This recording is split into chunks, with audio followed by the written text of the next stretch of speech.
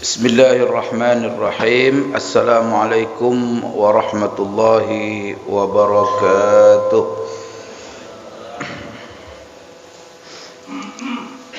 Alhamdulillahi rabbil alamin. Wal aqibatu lil muttaqin wala udwana illa 'alal zalimin. Wassalatu wassalamu ala asyrafil anbiya'i wal mursalin wa ala alihi wa ashabihi wa man tabi'ahum bi ihsanin ila yaumiddin, amma ba'd. Allahumma 'allimna ma yanfa'una wanfa'na bima 'allamtana innaka antal alimul hakim. Rabbana zidna ilma warzuqna fahma.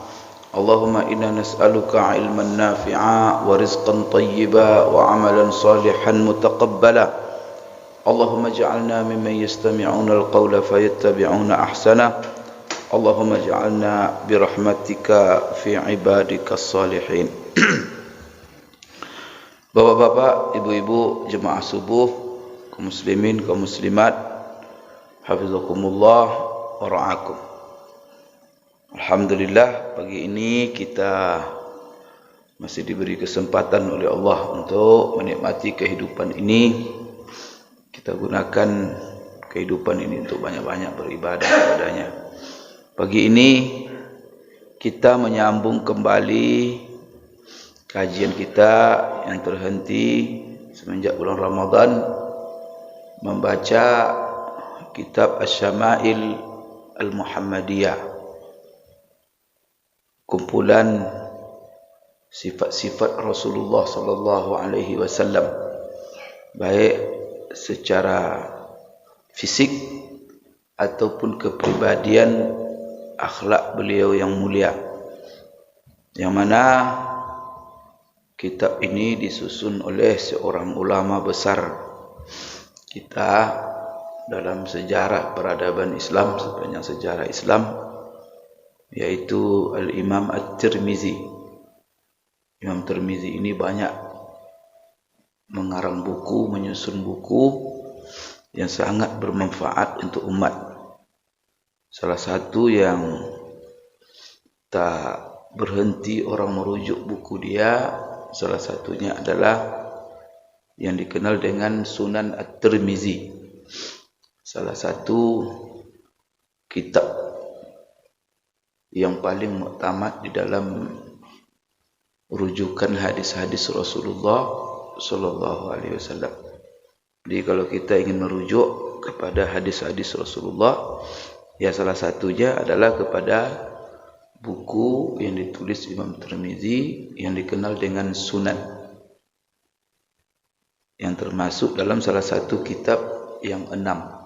Pertama Sahih Bukhari, kedua Sahih Muslim, ketiga Sunan Abi Daud, keempat Sunan Tirmizi, kelima Sunan An-Nasa'i, keenam Sunan Ibni Majah. Tapi bukan itu saja kerangan daripada Imam Tirmizi ini. Salah satunya juga dia mengumpulkan hadis-hadis tentang penjelasan sifat-sifat Rasulullah, mulai daripada sifat fisiknya sampai nanti akhlaknya yang sangat mulia, dalam buku yang diberi judulnya Asy-Syama'il Al-Muhammadiyah. Dan buku ini oleh para ulama-ulama yang membaca, yang menilainya, ini merupakan buku terbaik yang ditulis sepanjang sejarah, mengumpulkan hadis-hadis Rasulullah tentang sifat-sifat beliau yang agung. Ini yang kita baca, maka rugi kita tidak membacanya. Beliau sudah siang malam mengumpulkannya, kita tinggal membacanya.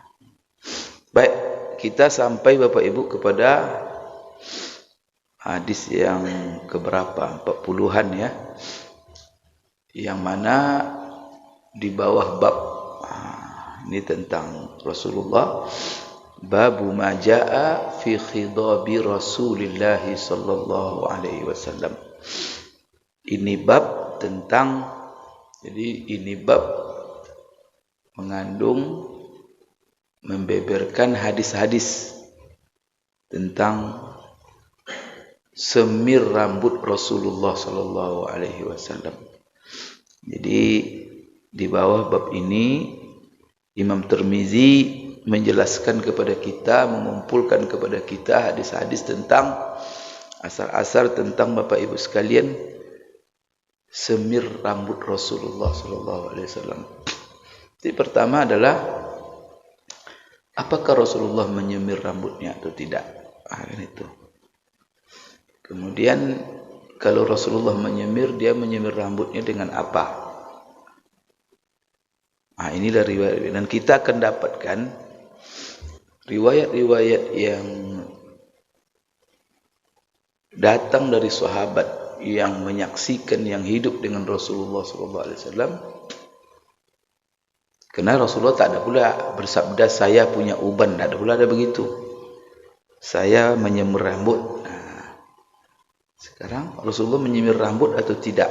Tentu yang menceritakan adalah sahabat yang melihat, yang bersama dengan beliau.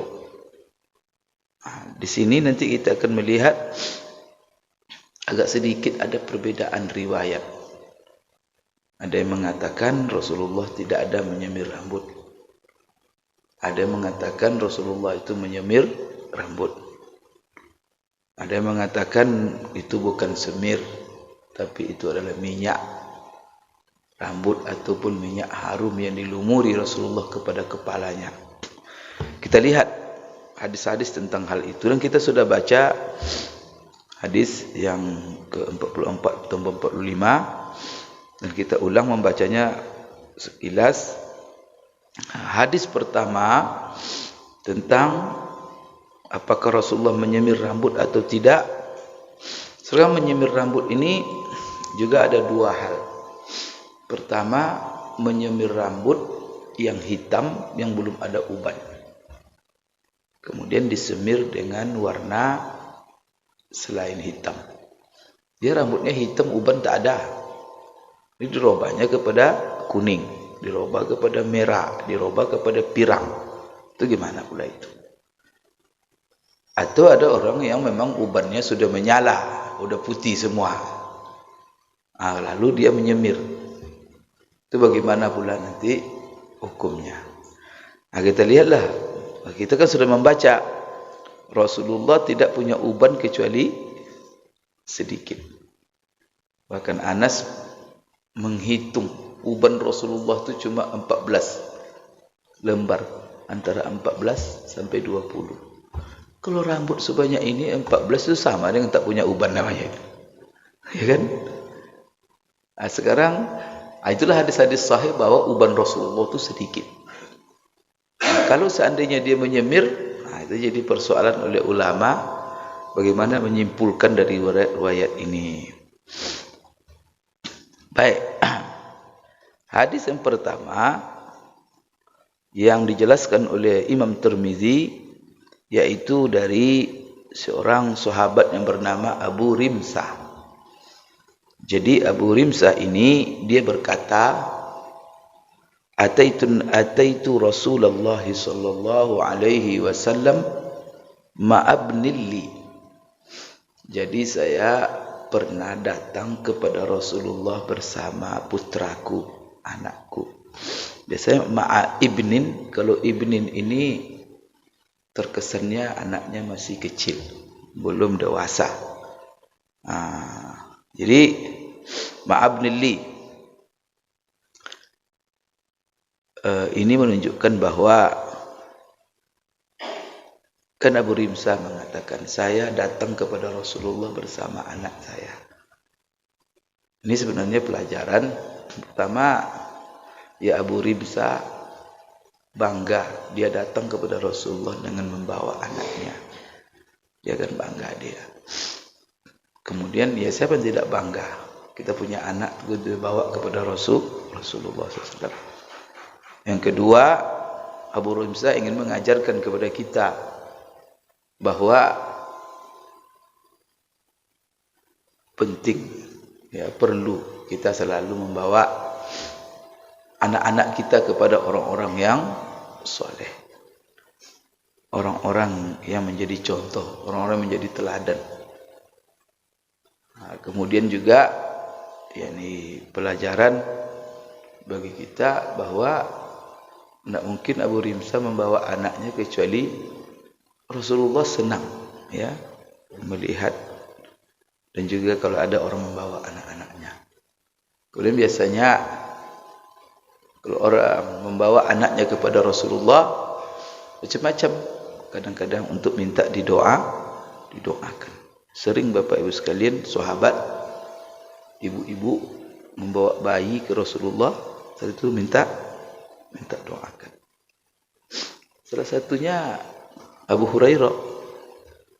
Abu Hurairah itu setelah diapakan dibawa, kemudian didoakan Rasulullah SAW supaya dia tidak lupa. Nah, sehingga dia menjadi sahabat yang menghafal hadis Rasulullah SAW. Anas bin Malik juga begitu. Dibawa oleh ibunya kepada Rasulullah, didoakan. Jadi masing-masing didoakan Rasulullah sesuai dengan kapasitasnya. Maka ini perlu kita mencari kalau anak-anak itu bakat. Bakatnya apa? Didoakan, disalurkan ke situ.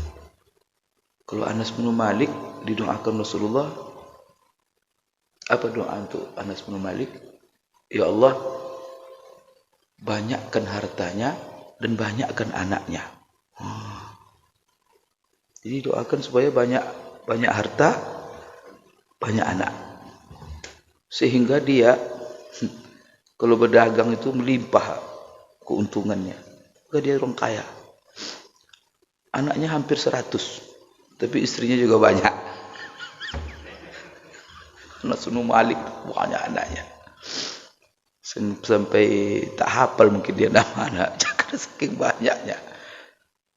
Doakan Rasulullah, tapi beres semua. Nah, jadi masing-masing orang itu doa Rasul. Nah, datang pula Ibnu Abbas. Abdullah bin Abbas itu didoakan juga Rasulullah.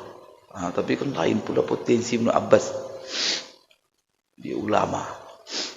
Maka didoakan Rasulullah dia Allahumma faqihhu fid din wa 'allimhu ta'wil. Nah, itu pula doa. Apa itu? Ya Allah, jadikan dia orang yang paling dalam pemahaman agamanya. Kemudian ajarkan kepadanya tafsir Al-Quran. Sehingga dia menjadi ahli tafsir. Kemudian dia adalah menjadi rujukan umat dalam berbagai masalah. Sampai dulu ketika Ali bin Abi Thalib jadi khalifah, apa-apa masalah serahkan ke Ibnu Abbas. Apapun masalah serahkan ke Ibnu Abbas. Karena dia ulama besar. Itu berkat doa Rasulullah sallallahu alaihi wasallam. Itu juga kita kalau ada orang yang soleh, yang alim, kita lihat istiqamah. Itu penting. Bahwa anak kita didoakan. Kita juga berkunjung, minta didoakan. Doa orang yang soleh. Jangankan kita, sahabat-sahabat itu begitu. Rasulullah saja minta doa dia. Nah, ada sahabat namanya, permisi Rasulullah, minta izin ya Rasulullah, saya mau umroh katanya kan. Datang.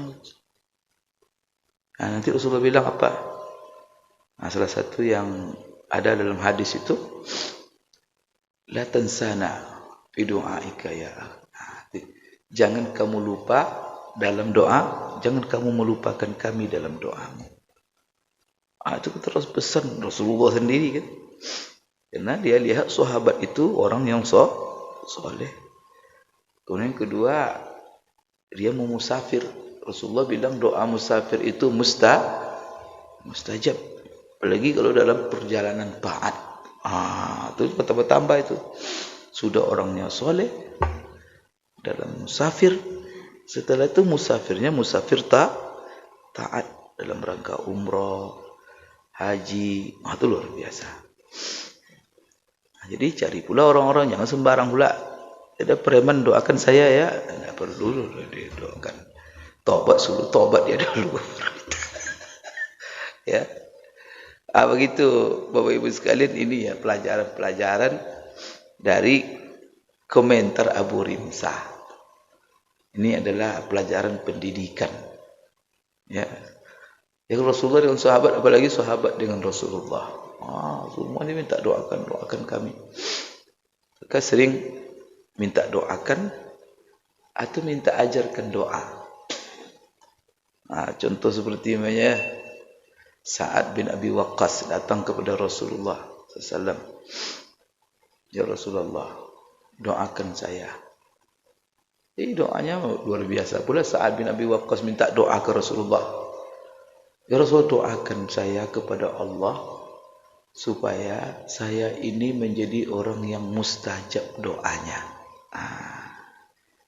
Ini hebat itu kan?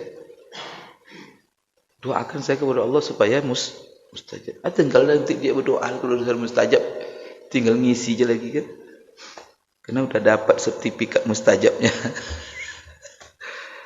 Tapi Rasulullah tak doakan begitu. Rasulullah berikan dia syarat, resep untuk mustajab. Dan resep ini, sebab kalau Rasulullah doakanlah umpamanya Sa'ad bin Abi Waqqas, berarti kan untuk buat Sa'ad bin Abi Waqqas saja. Maka dengan jawaban Rasulullah itu, semua kita terbuka untuk menjadi orang yang mustajab doanya. Dengan resep itu. Resepnya singkat aja Bapak Ibu sekalian. Apa kata Rasulullah kepada Sa'ad bin Abi Waqqas? Tak didoakannya. Ya Allah, jadikan Sa'ad bin Abi Waqqas itu mustajab dah. Tapi resep. Apa kata Rasulullah? Atib mat'amaka takun mustajab berdawah. Jaga makananmu. Pasti kamu jaga makananmu. Jangan makan kecuali yang halal lagi, yang baik. Makan yang halal. Pasti kamu menjadi orang yang mustajab doanya. Bapak Ibu ya, banyak orang-orang miskin tapi anak-anaknya baik-baik. Karena dia doa. Dia jaga makanan, doa, jadi soleh anaknya. Orang capek berdoa, yang haram makan juga, tidak kabul ke Allah. Sudah berdoa itu korupsi, itu apa? Hak orang ini makan juga apa? Marah Allah. Maka menjaga hak sesama kita ini penting. Allah halang kita. Kata sebab esok kalau kita mati itu berhutang kita, tersangkut, tidak sampai tergantung-gantung. Kenapa? Kita tak selesai antara kita. Perlu menyelesaikan hubungan antara sama kita. Tapi Allah bantu kita Bapak Ibu ya. Dahsyat. Itu sayang Allah kepada kita. Allah bantu kita. Supaya kita antara sama kita ini tidak ada masalah. Kalau dosa yang paling banyak kita ini kan dosa sesama kan. Sebentar ngunjing orang, sebentar memfitnah orang, sebentar suuzon, sebentar hasad, sebentar iri, sebentar dengki. Zolimi orang, ini itu aja banyak dosa kita ini. Bukan hanya dengan orang lain, dengan istri, dengan anak, dengan saudara, ya kan? Kalau kita lihat itulah dosa isi dosa kita. Karena kalau kewajiban kepada Allah kan tidak banyak. Yang wajib kan sholat cuman. Kemudian hindari maksiat, itulah sudah itu. Tiba Ramadan puasa. Yang sudah sunat itu kalau tak kita lakukan tak dosa kan? Bapak sholat 5 waktu saja. Kemudian hindari dosa. Sudah itu. Surga sudah. Kan simple agama, tidak berat agama ini. Kalau ada sholat sunat, itu sunat cuma. Sunat itu definisi, kalau dikerjakan baik, tidak dikerjakan, tak masalah. Tapi apa membuat dosa-dosa kita? Ya dosa kita sesama kita. Tapi Allah juga bantu bagaimana menyelesaikan dosa. Maka ulama sepakat mengatakan kalau kita berdosa kepada Allah cukup tobat nasuha. Tobat nasuha itu 3 syaratnya. Apa di antaranya? Pertama sekali adalah an-nadam, menyesali. Setelah itu al-azmu, bertekad tidak mengulangi lagi. Yang ketiga al-iqla'u, menanggalkan seluruh sarana apapun yang membuat kita terjerumus kepada maksiat itu. Tapi itu dosa kepada Allah. Itu simple, tidak macam-macam. Itu taubat nasiha, penuhi 3 syarat itu. Tapi kalau dosa sama manusia, 4 syaratnya. Harus kita minta halalkan dulu. Maka itulah setelah Idul Fitri, setelah hablum minallah kita kuatkan selama Ramadan, kita pastikan hablum minan nas. Maka kita sebut namanya halal bihalal. Buat acara halal bihalal kita supaya saling menghalal, lepas kita, tidak ada ikatan. Nah, kalau dosa manusia minta halalkan kita. Kalau tidak dihalalkan, berperkara kita nanti. Maka saya pernah jelaskan di sini, khawatir kita nanti masuk dalam kalangan orang-orang muflis, kata Rasulullah. Apa itu muflis? Bangkrut. Subuh-subuh beribadah, zikir, sedekah. Besok di akhirat di depan mahkamah Allah bawa pahala 2 gunung. Tapi dosa sesama manusia banyak sekali. Tiap hari ngunjing orang, tiap hari fitnah orang. Dihadirkan oleh Allah seluruh orang bersangkut paut dengan kita. Sana ada lagi minta maaf. Sana itu hisab. Maka hati-hati kita kalau sesama ini. Inilah ujian berat kita kadang. Maka dosa sama ini gunjing. Gimana cara Allah menyelesaikannya? Pahala kita yang gunung tadi itu diambil terus, diambil. Semua yang punya bersangkut paut diambil. Sampai kadang habis. Nah, itu yang bangkrut gitu. Habis tak ada lagi, masih ada juga yang antri. Gimana caranya lagi? Dosa orang itu pindah ke kita. Yang tadi pahala menggunung, sekarang dosa.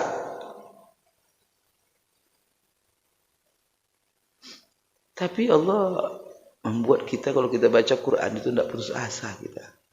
Berat itu. Tiap hari kita ngunjing orang. Berat. Karena itu banyak-banyak puasa. Jaga lidah, jaga mata. Jadi dosa pada orang ini hindari betul. Menyelesaikannya. Cuma ada cara Allah yang luar biasa. Supaya kita ini selesai. Apa itu Bapak Ibu? Ya besok kan kadang-kadang kita banyak dosa. Banyak gunjing orang, fitnah orang, bermasalah. Tapi besok di mahkamah Allah di akhirat. Kadang tidak kita ketemukan dosa itu. Tidak ada. Bersih. Lah kita kan banyak. Nah, maka ada syariat yang diajarkan Allah kepada kita semua ini. Dan Allah janjikan orang yang seperti ini akan diberikan ganjaran yang luar biasa. Allah membalas. Kalau kita baik sesama kita. Bagaimanakan kita diperlakukan orang, dizolimi, dikecewakan, digunjing, dipitnah, diambil hak kita. Bahkan mungkin dilukai, di macam-macam. Dilukai fisik, dilukai hati, dihina. Yang Allah perintahkan kepada kita apa? Supaya kita jadi pemaaf. Bahkan itu Allah jadikan sebagai konsekuensi daripada ketakwaan kita kepada Allah. Maka orang bertakwa itu cirinya tak pernah menunggu orang minta maaf. Jauh-jauh sebelum orang minta maaf, dia sudah maafkan.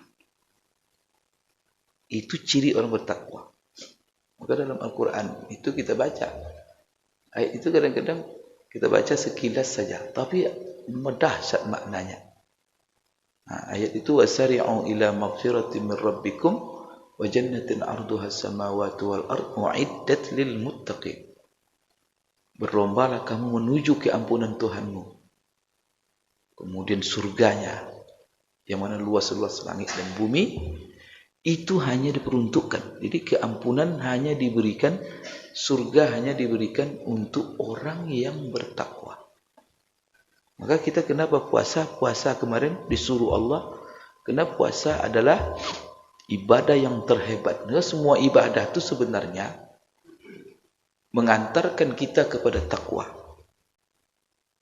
Apa buktinya? Itu ayat yang pertama kita baca dalam surah Al-Baqarah yang merupakan perintah. Ya ayyuhan nas, u'budu rabbakumul ladzi khalaqakum wal ladzina min qablikum la'allakum tattaqun. Ya kan? Hai manusia, beribadahlah kamu. Berarti kan ini ibadah. Hanya kepada Tuhanmu. Siapa Tuhanmu? Yang telah menciptakan kamu dan semua orang sebelum kamu. Allah mencipta, tidak ada yang mencipta selain Allah. Karena Allah yang hanya mencipta, maka kamu harus hanya beribadah kepadanya. Itu konsekuensi. Untuk apa kamu beribadah? Supaya kamu menjadi orang yang bertakwa. La'allakum tattaqun. Maka kunci takwa itu ya rajin ibadah. Jadikan hidup ini semuanya ibadah. Pasti bertakwa kita. Nah, kemudian kan ibadah secara umum. Tapi Allah khususkan lagi puasa. Ya ayyuhalladzina amanu kutiba alaikumusiyam kama kutiba alal ladzina min qablikum la'allakum tattaqun. Yang tadi kan umum. Beribadahlah kamu supaya kamu bertakwa. Sekarang diwajibkan kepada kamu puasa supaya kamu bertakwa. Berarti dikhususkan puasa. Berarti apa? Puasa adalah ibadah yang luar biasa untuk menghantarkan kita menjadi orang yang bertakwa. Kan itu. Nah, sekarang Bapak Ibu, apa sifat orang bertakwa? Allah jelaskan dalam Quran banyak. Dan kenapa kita harus bertakwa? Disuruh kita menjadi orang bertakwa supaya kita apa? Sukses di dunia, sukses di akhirat. Bahagia di dunia, bahagia di akhirat. Karena doa kita, Rabbana atina fid dunya hasanah wa fil akhirati hasanah. Untuk sukses di dunia, sukses akhirat, sukses pribadi, keluarga, hidup bermasyarakat, kuncinya takwa. Tak ada lain. Bapak Ibu, kalau anak mau sukses, takwa. Karena definisi sukses itu sendiri letaknya di dalam kata takwa. Apa kata Allah? Wa may yuti'illaha wa rasulahu faqad faza fawzan 'azima. Barang siapa yang hidup di dunia ini, hidupnya dalam taat kepada Allah, taat kepada Rasul, itulah takwa. Faqad faza fawzan 'azima. Orang seperti ini sungguh beruntung dengan keberuntungan yang sangat besar sekali. Keberuntungan hidup hanya dalam taat kepada Allah. Maka anak kita beruntung atau tidak? Taat kepada Allah atau tidak? Hidup kita ini beruntung atau tidak? Sejauh mana kita patuh dengan agama ini? Tapi tidak acuta-acuta mana sholat, mana puasa, rugi kita. Di dunia rugi, nah ini sekarang ini beruntung ya. Sholat subuh, tenang hati. Ya, keluar nanti subuh bahagia. Coba Pak tidur jam 8 bangun nanti. Ya Allah, muka kusut, hati gelisah. La ilaha illallah. Masih hidup nih gelap saja. Kok sudah begini nih bahagia? Ini siapa yang membuat kita seperti ini? Allah. Itu nak mau kita. Kan keterlaluan. Subhanallah. Maka bercahaya muka orang. Jadi Allah tidak ada menghendaki kepada kita kecuali maka hidup taat pasti menang. Maka orang kalau cerita menjadi pemenang, menjadi sukses apa? Jangan baca-baca buku-buku macam-macam, baca aja Quran. Lengkap sudah. Apa yang kita baca-baca? Apalagi yang menulis itu orang tak sukses. Orang kalau sudah tak beriman, Pak, tak sukses itu. Tuh Bapak baca bukunya. Dia sendiri tidak beri. Orang mendengar motivator sukses. Dia sendiri tak sukses. Karena kau sudah tak beriman, Pak, itu tidak ada sukses lagi. Sukses apa? Bukan belajar sukses kita dari dia. Mungkin ada hal-hal perkara dunia ini yang tidak mungkin. Gimana cara buat mobil, ada apa-apa, jalan belajar sama dia. Tapi kalau dia sukses, silap kita nama itu. Quran ada di tangan kita, tuh kita baca-baca buku lain untuk cari sukses. Lengkap Bapak Ibu. Quran itu dahsyat. Kalau kita baca Quran, tidak perlu buku lain itu.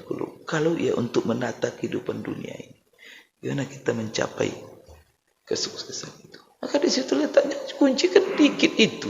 Kuncinya taat. Itu aja. Bahasa lain takwa. Selesai itu. Kamu sukses nak takwa. Maka Bapak Ibu, rumusan ini negara ini hebat sekali itu orang-orang tokoh-tokoh kita yang pejuang-pejuang kita merdekakan bangsa ini. Ada yang menjadikan dasar Pancasila. Kan di situ kan ada ketakwaan kepada ketakwaan. Tuhan yang Maha Esa, ketakwaan intinya. Ya memang apapun sukses kolektif, sukses pribadi itu. Jadi sifat orang bertakwa itu apa? Itu yang membuat kita lega. Itu Allah membantu sayang sama kita.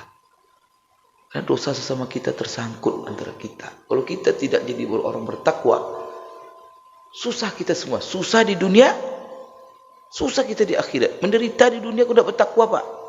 Pergi Bapak ke pasar, penjualnya tak derita Bapak, tipu-tipunya Bapak. Berurusan dengan Pak Camatnya tidak bertakwa. Kita capek-capek ke kantor, pergi dia. Besok datang katanya, astagfirullahaladzim. Setiap datang 2 liter minyaknya. Dia pergi itu ke mana-mana. Tidak ada takwa. Dapat tetangga tak bertakwa, menderita kita di dunia. Sampah masuknya di ruangan kita. Astagfirullahaladzim. Punya teman tak bertakwa, tipu-tipu kita, sakit kepala. Berapa orang banyak ibu menderita stroke gara-gara perangai dunia menderita kita, Pak, kalau kita berhadapan dengan orang bertakwa. Tapi kalau sempat semua orang yang kita hadapi bertakwa, istri di rumah bertakwa, anak-anak bertakwa, tetangga bertakwa, Allah, bahagia hidup ini. Kenapa bahagia? Baca sifat orang bertakwa itu apa? Dalam ayat tadi itu, alladzina yunfiquna fis sarra'i wad dharra. Orang bertakwa itu sifat pertamanya suka memberi. Bukan nipu orang lain, malah bukan ngambil hak orang. Kalau dia bertakwa, sukanya memberi. Baik dia dikala senang atau dikala susah pun dia tetap memberi. Pak, kalau dapat orang seperti itu, berhadapan dengan kita gimana kira? Bahagia enggak? Luar biasa. Itu adalah takwa itu. Alladzina yunfiqun, suka memberi. Kemudian Pak, apa sifat kedua? Wal kaziminal ghaiza. Tak pernah dendam. Padahal kita memfitnah dia, kita kecewakan dia, kita gunjing dia. Tapi dia tidak pernah. Enak gak hidup seperti itu?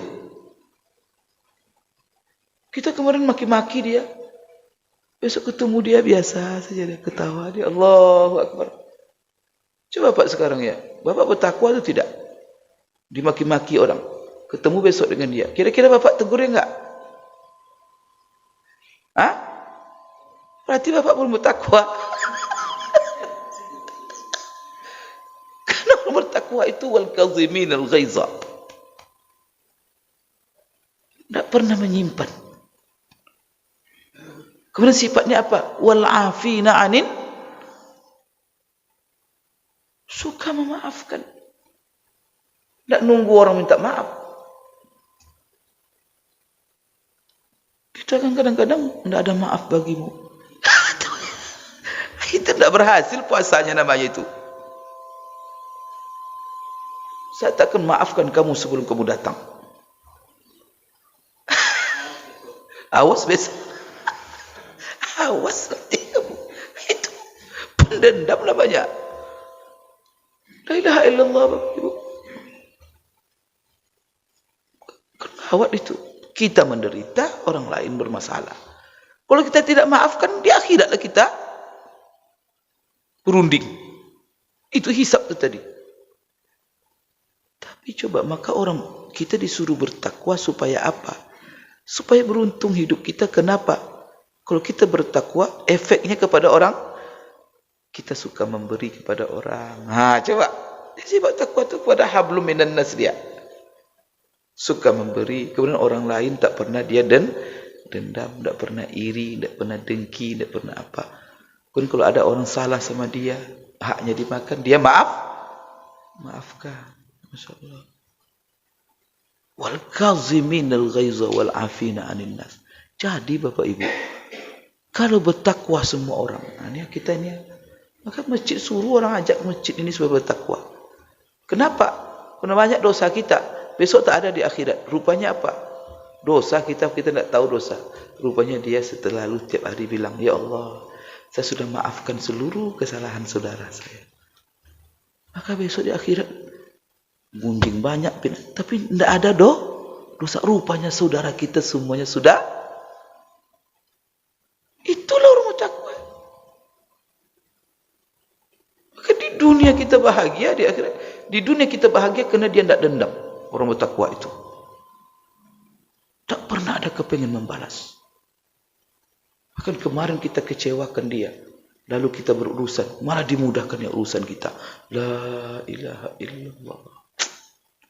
Karena dia tidak ada dendam. Bapak Ibu, kalau terwujud masyarakat seperti ini, kira-kira gimana? La ilaha illallah. Dunia bahagia. Mampu kita tidak ini? Memang agama ini dahsyat.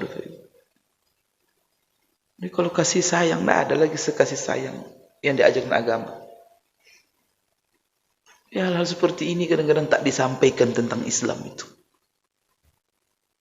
Bersentuh orang, Pak, jiwa orang dengan seperti ini. Inilah Islam.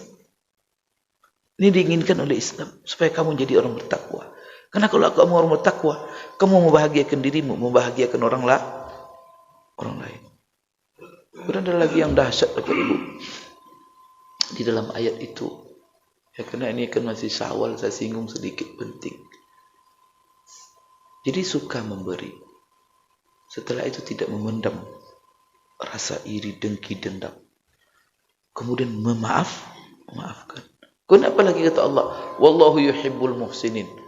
Allah sangat mencintai orang-orang yang selalu berbuat baik. Ini salah satu makna ayat ini adalah tidak pernah dia terhalang sikap manusia bagaimanapun kepada dia untuk berbuat baik kepada sesama. Dia dikecewakan, tetap berbuat baik. Dia dizolimi, tetap berbuat baik. Masya Allah. Kebaikannya tidak pernah dihalang oleh sikap manusia. Berat itu Bapak Ibu. Pokoknya apa? Kita kemarin dizoliminya. Setelah itu kita punya kesempatan berurusan dengan dia kita. Dan urusan itu tangan kita. Kita permudah dia atau kita persusah? Dan kita ingat terus.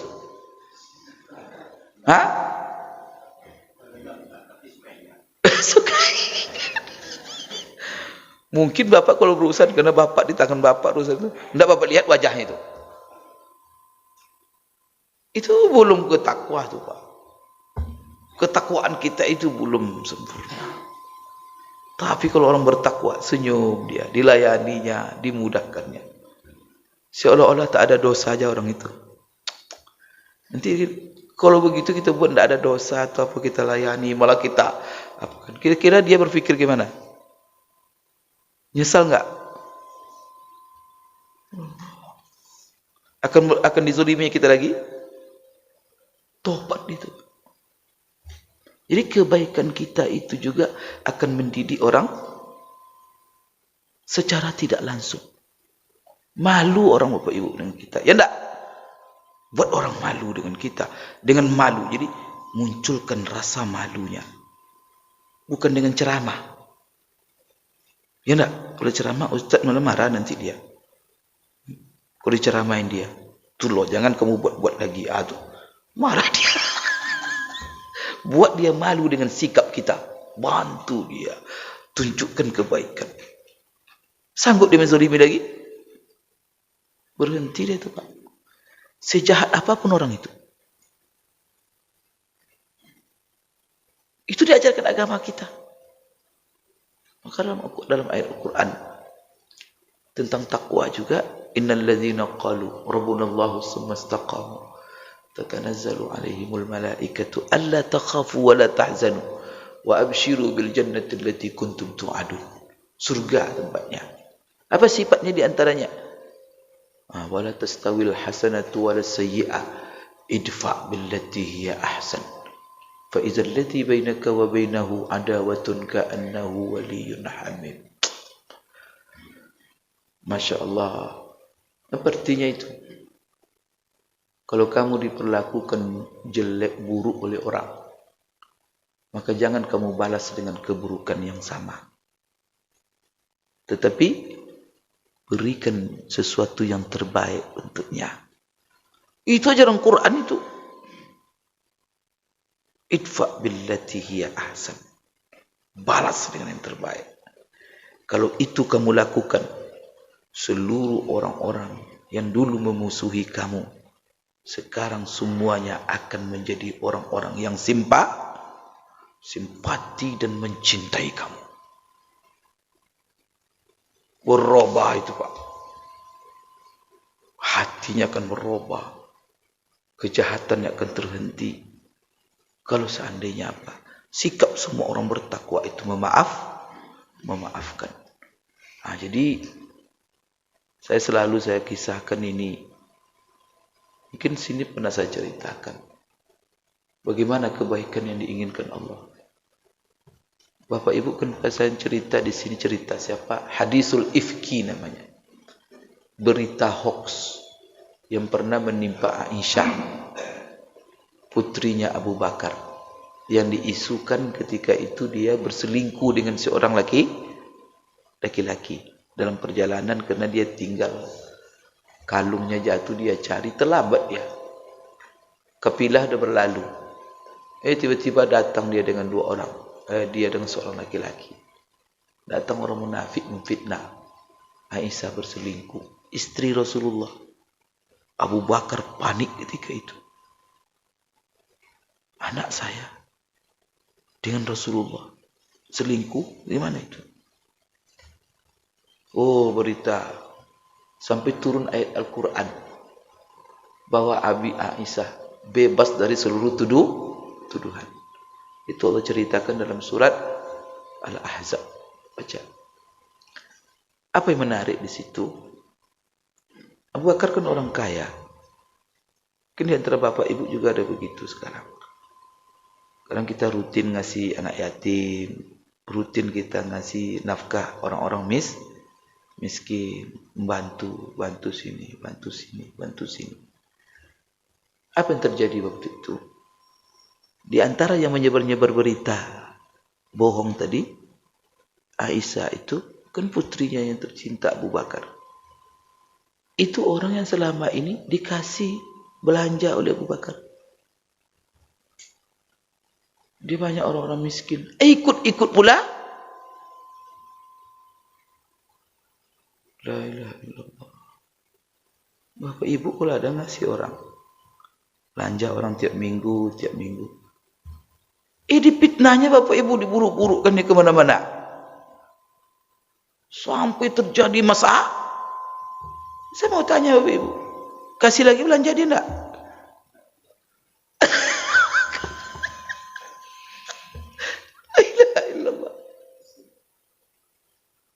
Kalau dia tinggal di rumah sewa kita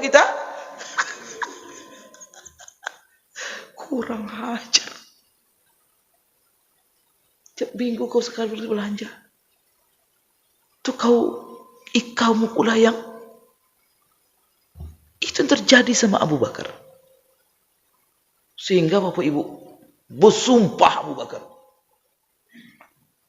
Tadi kalau Pak Keto bilang enggak lagi kita. Kalau Abu Bakar bersumpah dia. Bersumpah dia tidak akan saya kasih lagi itu ya. Karena kemberat itu Bapak Ibu, menuduh selingkuh anaknya dan dibebaskan oleh Allah. Kan kurang ajar sekali itu. Ya kan minimal diamlah dia kan. Ini berhubungan dengan kita menerima belanja terus dari dia. Sumpah Abu Bakar, tidak akan saya kasih lagi. Nah, coba apa yang terjadi? Turun ayat Bapak Ibu menegur Abu Bakar. Bayangkan itu. Masya Allah. Itulah akhlak yang diajarkan oleh Allah. Itu akhlak luar biasa. Turun ayat Pak, menegur Abu Bakar. Hai Abu Bakar, batalkan sumpahmu.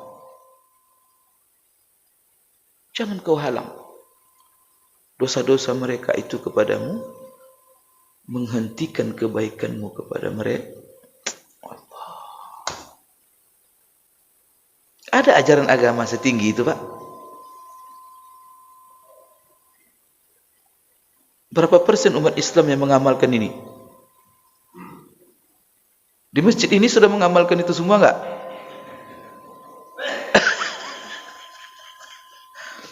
La ilaha illallah. Wala ya'tali ulul fadli minkum. Baca dalam surat Al-Ahzab. Itu guru Abu Bakar Pak. Apa kata Allah? Ini apa namanya? Firman Allah di akhir ini. Allah rayu Abu Bakar. Jadi kenapa masalahnya kita ini memaafkan ini Allah berikan kepada kita. Tapi Allah rayu Abu Bakar supaya memaafkan mereka dan kembali ngasih kebaikan kepada mereka. Apa kata Allah? Siapa kita yang tidak mau Pak? Biar kita korbankan. Tidak ada masalah perasaan kita. Kita kasih lagi dia.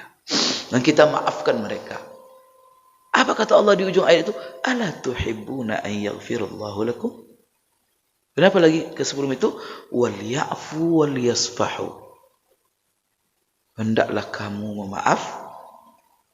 Hendaklah mereka saling memaafkan dan saling berlapang dada. Ayat itu apa itu? Ala tuhibbuna an yaghfirallahu lakum? Hai Abu Bakar dan orang-orang yang sejenis kamu, tidakkah kamu mau Allah mengampunkan dosa-dosamu? Masya Allah. Jadi kalau kita memaafkan orang lain, Allah terlebih dahulu memaafkan seluruh. Berarti salah satu Bapak Ibu cara supaya dosa-dosa kita diampunkan Allah, maafkan sesama manusia. Masya Allah. Balance-nya Pak, dosa kita. Maka ketika kita melihat dosa orang lain, lihat dosa kita juga banyak. Bagaimana caranya? Maafkan mereka. Allah langsung, ala tuhibbuna an yaghfirallahu lakum. Pak, kalau seandainya begini umat Islam semuanya, ada masalah kehidupan ini? Kena masalah kehidupan ini dendam maka tak selesai-selesai terus. Punya peluang dendam sini, sehingga dunia ini panas.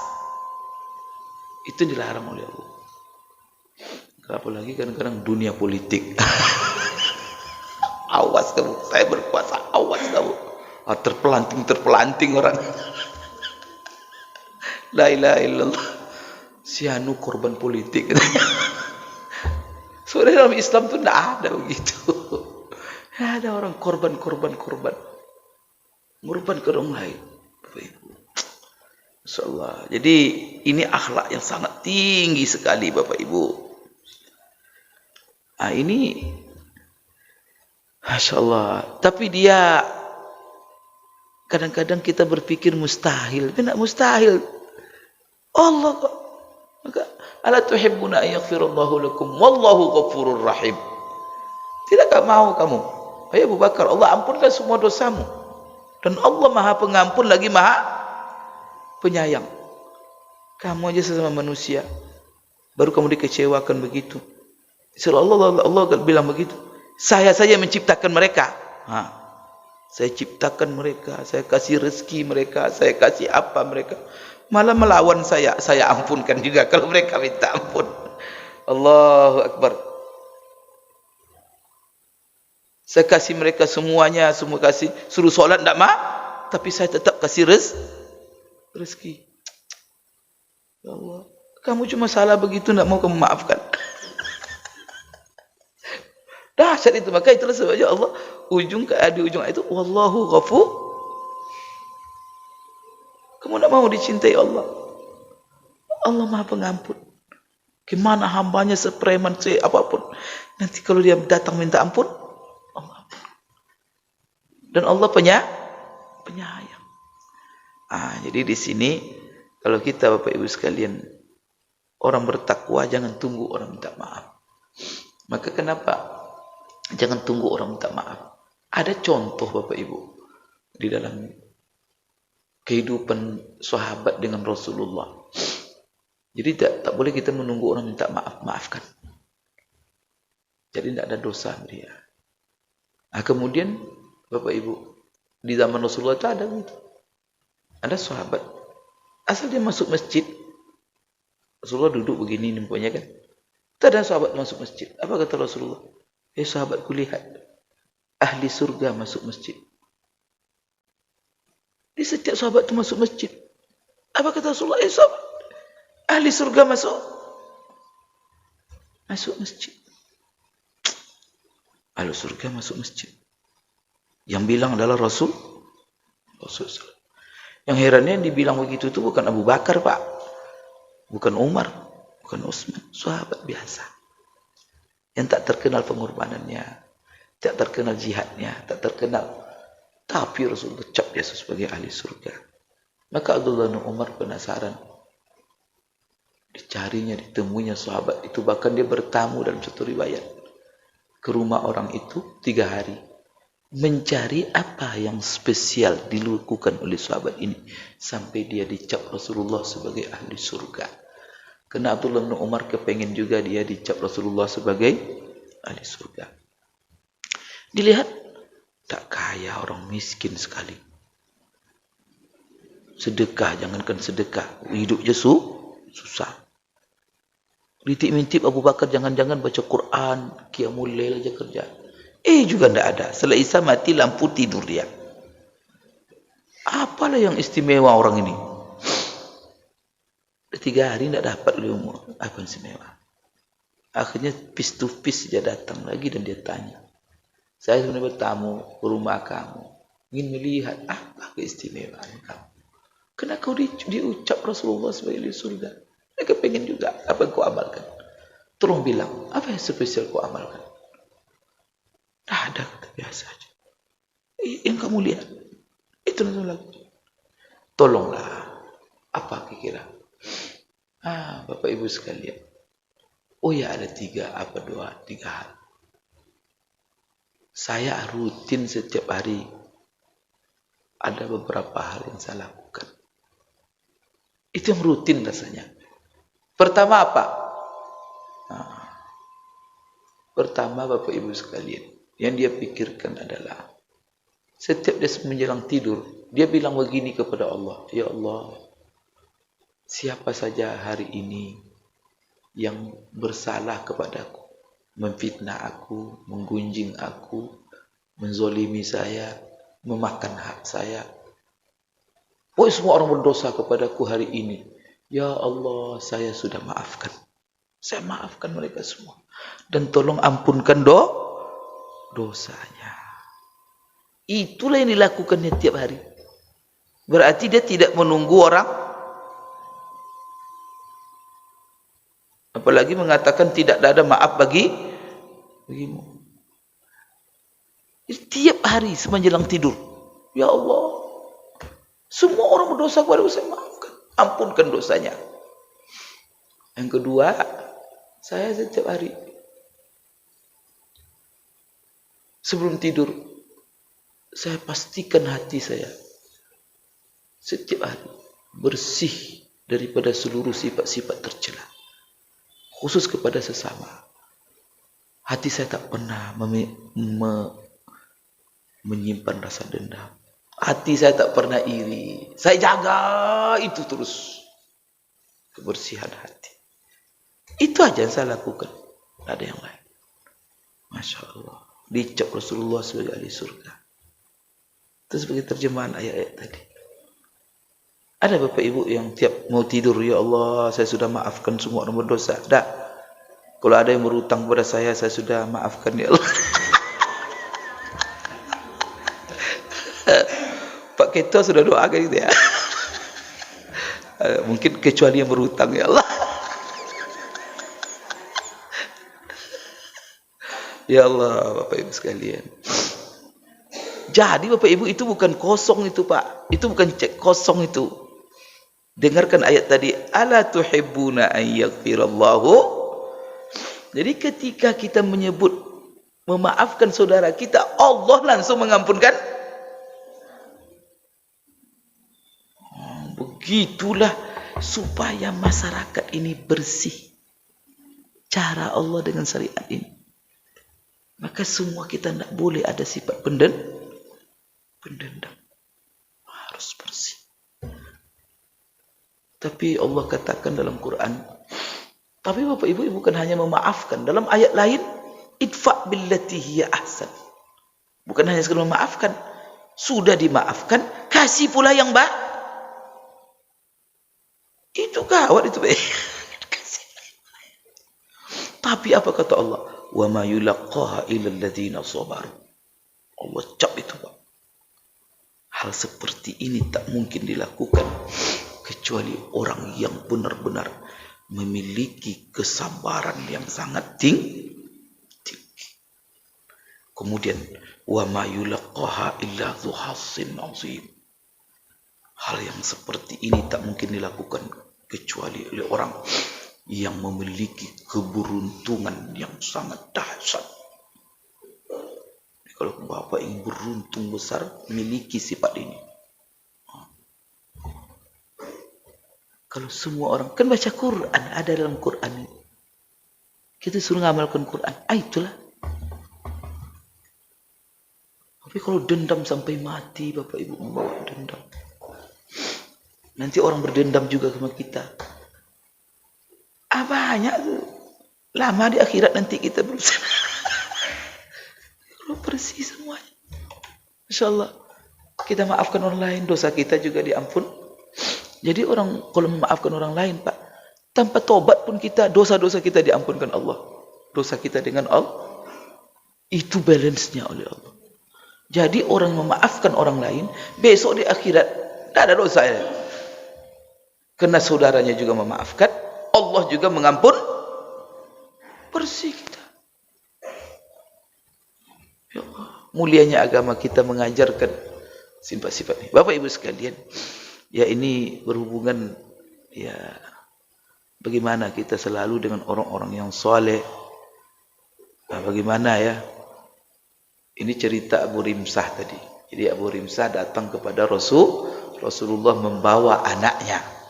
Nah, kemudian membawa anaknya, lalu Rasulullah bertanya kepada Abu Rimsah, faqala ibnuka hadza, hai Abu Rimsah, apakah ini adalah anakmu, putramu ini?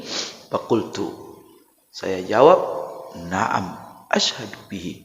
Betul ya Rasulullah, saya bersaksi bahwa ini, saya mengakui bahwa ini adalah benar-benar anak saya. Lalu Rasulullah mengatakan, la yajni alaika wa la tajni alaihi. Qala wa ra'aitu syaiba ahmar. Jadi apa kata Rasulullah kepada dia ketika bertanya, ini anakmu ya, putramu? Kebiasa itu. Sebenarnya kenapa Rasulullah bertanya? Karena mirip, sangat mirip sekali. Jadi Rasulullah ingin apa saja, ini putramu ya, ini. Karena dia sangat mirip sekali, ingin membuat gembira Abu Rimsah. Kemudian apa kata Rasulullah SAW? La yajni alaika wa la tajni alaihi. Apa artinya? Dosa-dosa yang dia lakukan itu tidak akan pernah kamu pertanggungjawabkan. Dan dosa-dosa kamu juga tidak akan pernah dibebankan kepadanya. Jadi dia tidak bisa membebankan dosanya kepadamu, dan kamu juga tidak bisa membebankan dosa kamu kepadanya.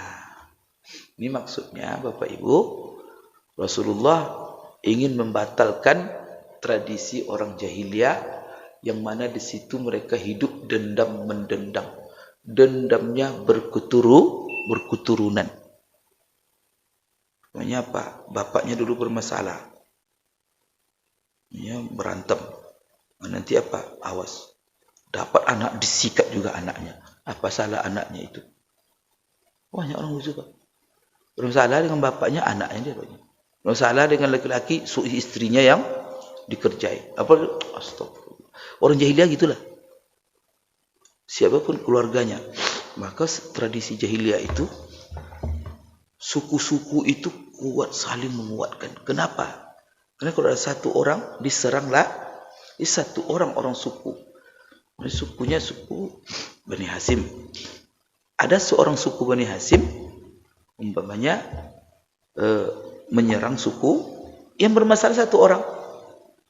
Nanti ketika membalas bukan orang yang melakukan dosa, semuanya asal ketemu suku itu,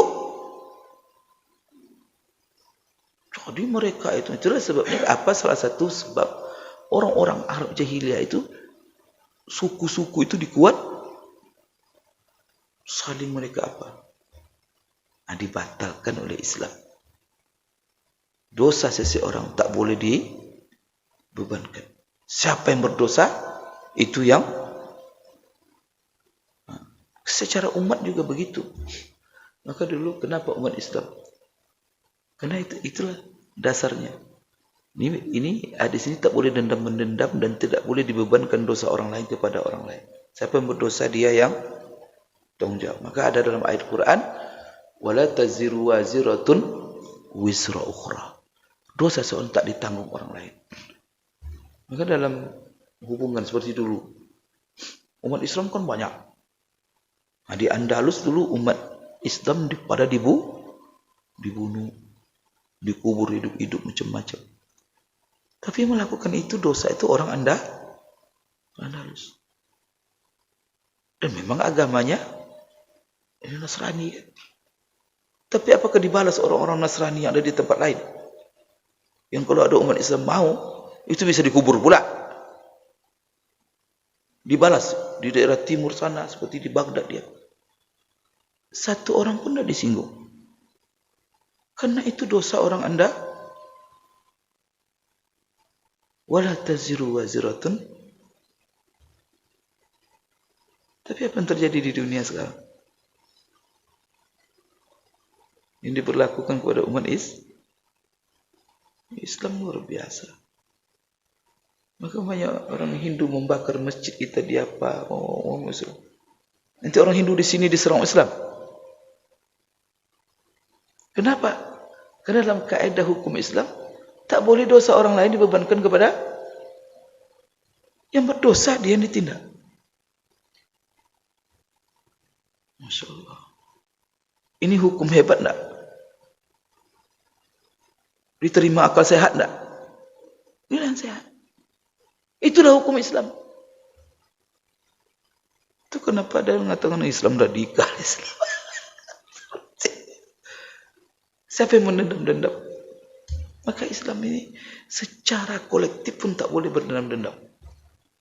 Maka di sini Bapak Ibu, la yajni alaika wala tajni alaihi. Bahwa apa? Dosa yang dilakukan tidaklah kamu tanggung. Kemudian dosa yang kamu buat, dia tidak menanggung. Itu kaidah terhadap itu anak dan bapak.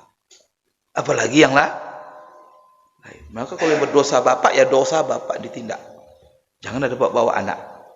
Kalau anak yang berbuat, ya anak, jangan dibawa-bawa bapak. Itu yang jadi Rasulullah menekankan nilai ini kepada Abu Rimsah ingin membatalkan tradisi maka orang menendam-dendam. Lain yang apa? Lain yang diserang. Itu adalah perbuatan jahiliyah. Dan itu dibatalkan oleh Islam dengan ayat wala taziru waziratun wizra ukhra.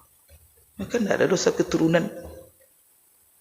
Kalau ada anak umpamanya lahir di luar nikah, ya anak yang lahir itu tidak ada dosanya, berdosa dia.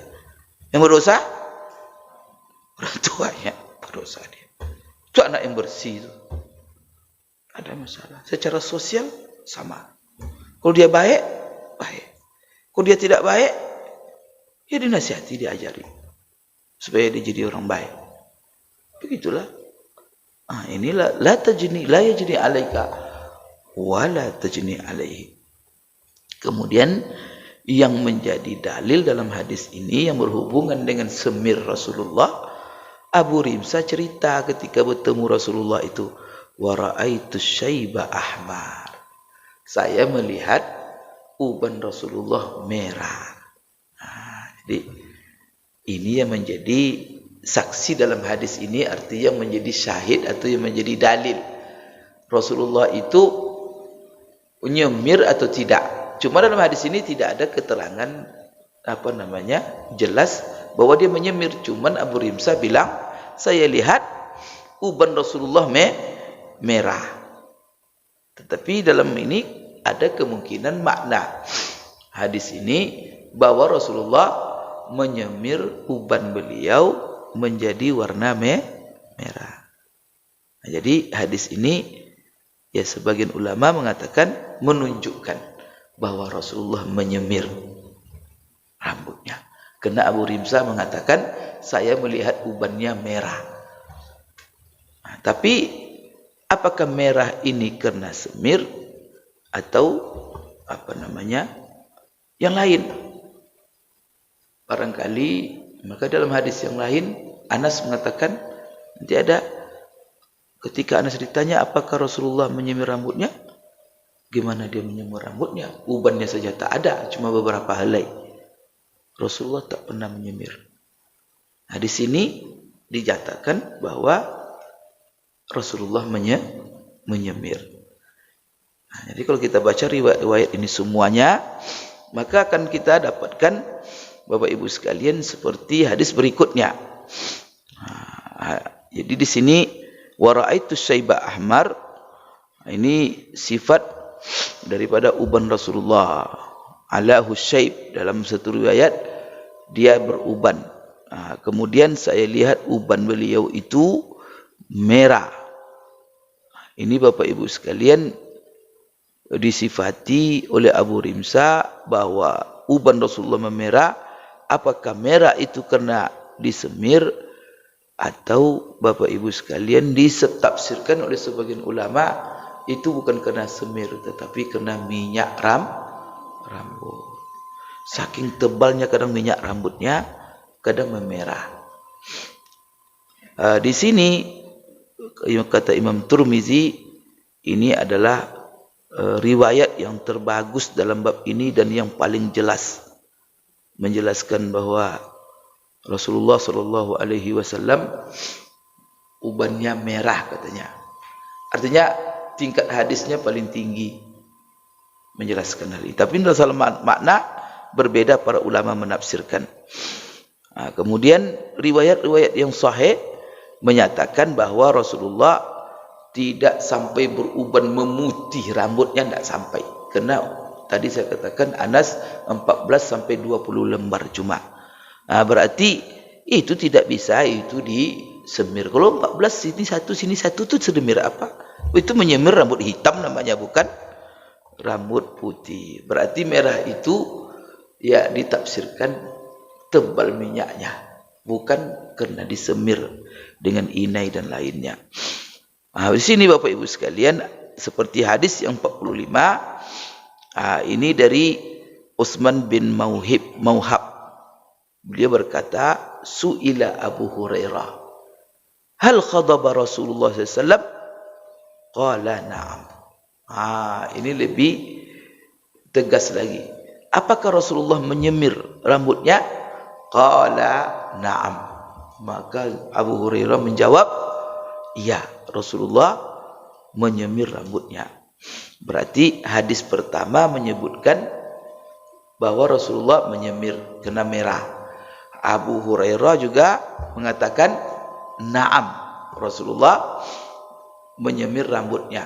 Kemudian di hadis berikutnya an Ummi Salamah. Jadi yang ditanya itu bukan Abu Hurairah, tetapi dalam satu riwayat adalah Ummi Salamah. Nah, kemudian dalam hadis Ummi Salamah ini, Bapak Ibu sekalian, juga ditanya, apakah Rasulullah menyamur rambutnya? Maka jawabnya juga iya. Berarti riwayat yang mengatakan bahwa Rasulullah menyemir rambutnya, pertama riwayat Abu Rimsa. Kenapa Abu Rimsa? Karena itu hadis yang paling tinggi tingkatnya. Maka hadis pertama. Yang kedua dari Abu Hurairah. Hadis Abu Hurairah ini dipermasalahkan. Banyak mengatakan hadisnya dhaif. Ketika dia ditanya apakah menyemir, dalam isnad hadis ini, kata ahli hadis, ada namanya Syurek.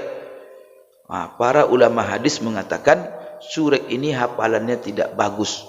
Kemudian apa yang diriwayatkannya bertentangan dengan riwayat-riwayat yang lebih tinggi. Kemudian mereka jadikan itu dari Ummu Salamah, bukan dari Abu Hurairah. Di dalam hadis 46, Bapak Ibu sekalian, juga di situ menjelaskan bahwa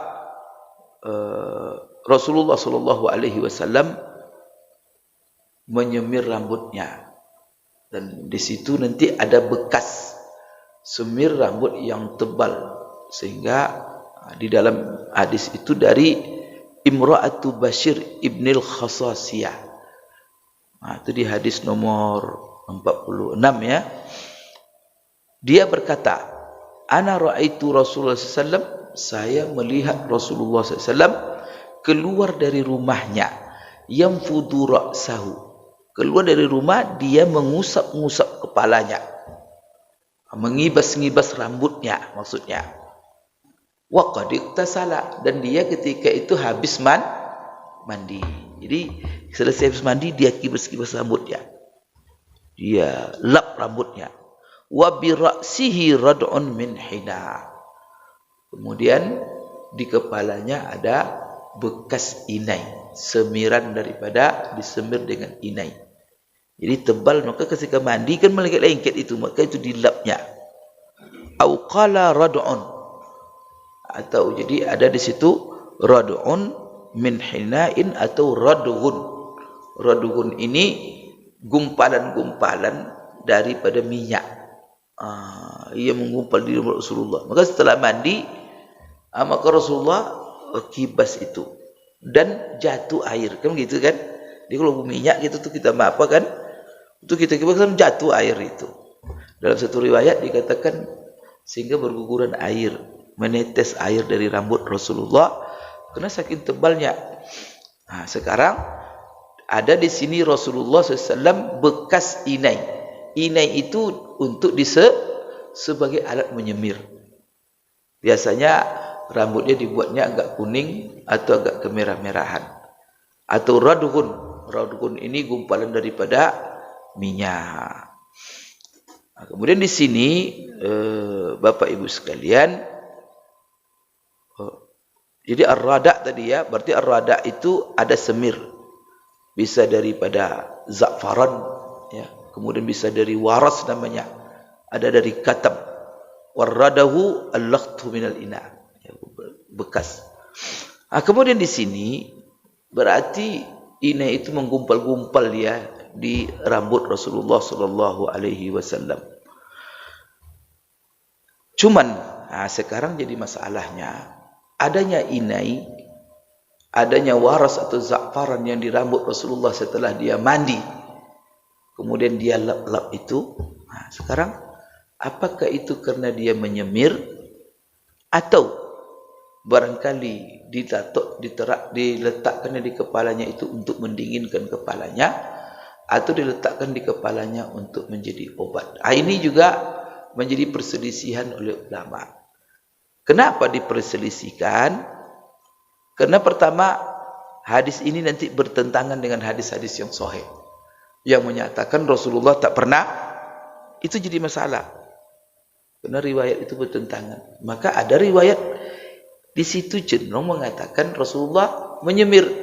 Maka salah satu usaha para ulama menjelaskan ini apakah menyemir maksudnya atau, karena di hadis yang lain Rasulullah tak pernah menyemir. Nanti kita baca. Tapi yang jelas ini hadis ini menunjukkan Rasulullah mandi, kemudian dilihat oleh siapa namanya istri Bashir. Rasulullah SAW melap-lap rambutnya karena saking tebalnya inai di kepalanya. Atau ada Bapak Ibu waras atau za'faran. Kemudian di hadis yang berikutnya, yaitu hadis dari Anas. Anas ini diriwayat dari dia juga bertentangan. Di dalam hadis 47 an Anas, dia berkata, ra'aitu sya'ra Rasulullah SAW makhduban. Saya melihat rambut Rasulullah itu disemir. Ini kata Anas. Kemudian juga Muhammad bin Aqil dia berkata, ra'aitu sya'ra Rasulullah inda Anas bin Malik makhduban. Kalau di atas, saya melihat rambut Rasulullah disemir, itu Anas mengatakan. Kalau di bawah hadisnya berikut, Muhammad bin Aqil dia berkata, itu dari Anas, saya melihat rambut Rasulullah yang disimpan oleh Anas. Berarti Anas bin Malik ada menyimpan rambut Rasulullah. Mungkin rambut Rasulullah simpan, mungkin. Karena dia mencukur kan, dia potong, dia ambil dari sahabat. Disimpan, mungkin untuk berkah. Keberkahan. Salah satu sahabat yang terkenal menyimpan rambut Rasulullah, Ummu Salamah. Maka Ummu Salamah itu kalau ada datang orang berkunjung, dilihat dengan rambut Rasulullah. Kemudian setiap melihat bilang apa? Rambut Rasulullah itu merah. Di Ummu Salamah. Kemudian merah apa? Merah disemir. Tapi sebagian mengatakan barangkali disemir. Kenapa? Setelah dipotong supaya lebih tahan lama rambut itu. Bukan ketika Rasulullah hidup. Mungkin setelah jatuh di tangan Ummu Salamah baru disemirnya untuk menjaga. Bukan karena Rasulullah menyemir. Tapi di Muhammad bin Aqil begitu lihat di Anas bin Malik, saya juga melihat bahwa rambut Rasulullah itu disemir. Bapak Ibu sekalian, nanti kita akan jelaskan berdasarkan hadis-hadis ini. Ini hadis-hadis ini Imam Tirmizi memaparkan ini semua riwayat ini. Dia cenderung Bapak Ibu sekalian bahwa Rasulullah SAW menyemir rambutnya. Namun bagaimana nanti pendapat para ulama berdasarkan hadis-hadis sahih yang sebelumnya, bahwa seperti Anas menceritakan Rasulullah tak pernah menyemir rambutnya, maka di sini Bapak Ibu sekalian terjadi perbedaan pendapat ulama. Bagaimana perbedaan itu? Terakhir ini saya jelaskan bagaimana perbedaan pendapat para ulama di dalam masalah ini. Yaitu Bapak Ibu sekalian, di sini ada pendapat para sahabat. Jadi sahabat berbeda pendapat mereka tentang apakah Rasulullah menyemir rambutnya. Anas dalam riwayat yang tadi Rasulullah menyemir, itu riwayat itu dilemahkan oleh ulama dhaif. Tapi yang ada dalam hadis-hadis sahih, Anas mengatakan Rasulullah tak pernah menyemir. Itu. Abu Hurairah mengatakan Rasulullah menyemir. Kemudian diriwayatkan juga dari Muhammad bin Aqil tadi yang kita katakan, tapi riwayat itu dilemahkan dari Anas, Rasulullah menyemir. Kemudian ada lagi yang mengatakan bahwa merahnya rambut Rasulullah SAW bukan karena disemir, tetapi karena saking banyaknya Rasulullah memakai minyak harum atau minyak rambut. Sehingga karena saking banyaknya memakai minyak harum atau minyak rambut di rambutnya, sehingga rambutnya memerah. Jadi merah itu bukan merah disemir, tetapi merah kena di minyak. Sehingga apa? Sehingga dikira orang bahwa Rasulullah itu disemir rambutnya. padahal dia sendiri tidak pernah menyemir. Bapak Ibu sekalian, terjadilah perbedaan-perbedaan ini, maka di sini ya tidak ada masalah. Maka di dalam sebuah hadis juga ada seperti pernah ditanya Jabir bin Samurah. Jabir bin Samurah pernah ditanya, apakah di dalam rambut Rasulullah itu ada uban? Maka dia katakan, tidak ada uban yang memutih di rambut Rasulullah. Rambut Rasulullah itu cuma ubannya hanya beberapa lembar saja di depan kepalanya. Namun apabila dia meminyak, maka uban itu tidak kelihatan. Berarti apa? Ini hadis yang sahih ini. Bapak Ibu sekalian, kalau saya condong bahwa merahnya rambut Rasulullah itu karena sering diminyak. Dan dia sering minyak, dan dia menaruh minyak harum juga di rambutnya. Minyak harum itu kan banyak macamnya, ada yang cair, ada yang berbentuk. Saya kemarin ke Madinah, ada minyak harum parfum, Bapak Ibu sekalian. Ya parfum itu bentuk lebih apa namanya? Gel. Minyak harum itu gel. Mungkin gel itu yang ditaruh Rasulullah dan dia banyak, sehingga kena saking banyaknya rambutnya memerah. Wallahu a'lam bishawab, Bapak Ibu. Tapi yang jelas nanti apa hukumnya menyemir rambut? Pertama, menyemir rambut yang hitam, yang tidak ada uban menjadi yang lain, atau menyemir rambut yang putih menjadi warna. Ini pernah kita bahas masalah menyemir rambut dari putih menjadi hitam. InsyaAllah nanti kita akan jelaskan dalam pertemuan yang akan datang sedikit. Sebelum kita nanti menyambung masalah Bapak Ibu, setelah ini adalah bab tentang apa celak Rasulullah sallallahu alaihi wasallam. Jadi Rasulullah itu membuat celak mata. Bagaimana celak mata Rasulullah sallallahu alaihi wasallam? Rasulullah itu, jadi celak itu rupanya bukan untuk perempuan saja, laki-laki juga bercelak gitu ya. Insyaallah kita bahas nanti pada minggu Jumat yang akan datang. Aku qouli hadza wa astaghfirullah li wa lakum, subhanakallahumma rabbana wa bihamdik, asyhadu an la ilaha illa anta, astaghfiruka wa atubu ilaik. Wabillahi taufiq wal hidayah. Assalamualaikum warahmatullahi wabarakatuh.